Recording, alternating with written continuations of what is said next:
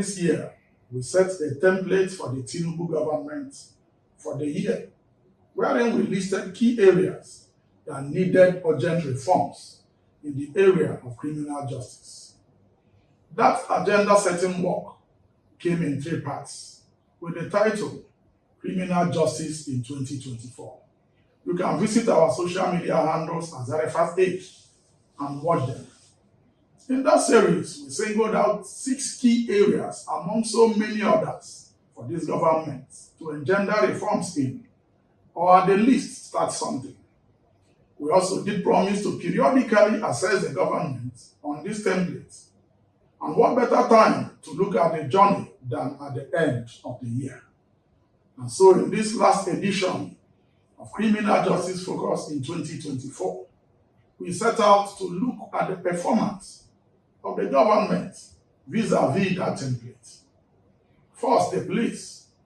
On the police, 2024 brought no tangible change in their work, not the least being their treatment of Nigerians.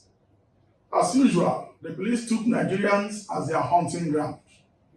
There were reports of unlawful arrests, detentions, extrajudicial killings, extortion, and downright intimidation of suspects and innocent people. The NBS report released in the middle of the year had the police competing for the top spots with the judiciary in the area of corruption. And the question is, what concrete steps were put in place to check these ills, either by the legislature or the force hierarchy? And mind you, we are talking about real reforms, not some ad hoc arrangements lacking lasting effects. Further, the efforts that began early in the year to institutionalize state police seem to have fizzled out. Our scorecard in this area for this administration is abysmally poor.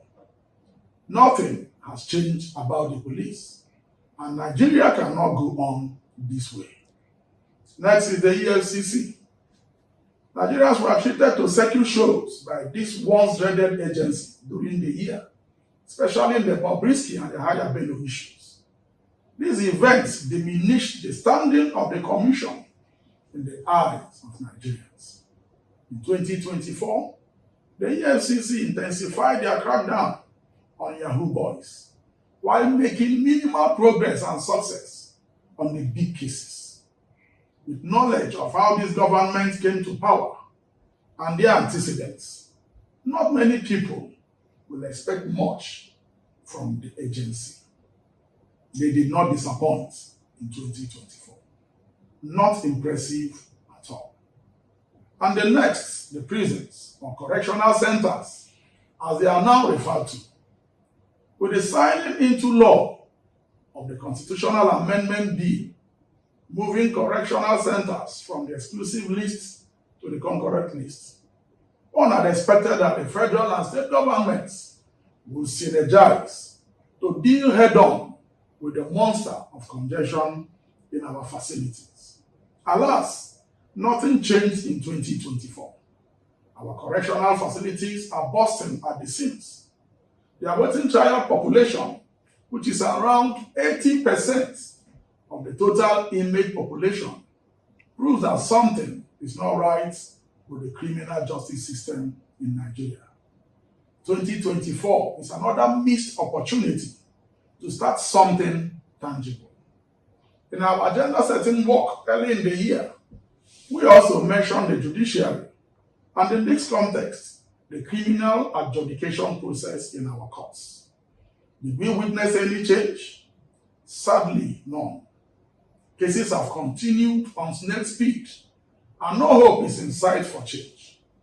Implementation of the relevant sections of the Administration of Criminal Justice Act regarding adjournments has been in the breach.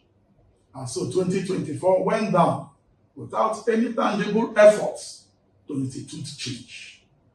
Next is electoral reforms.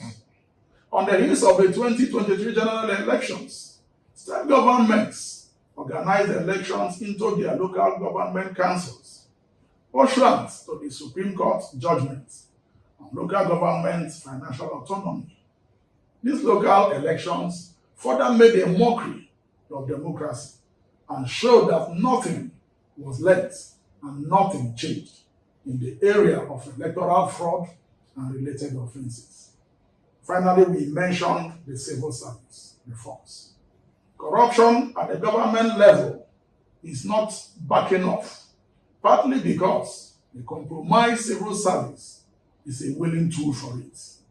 The present Tinubu government has been in the main fighting a battle for legitimacy, and because of that, heavy compromises have been made.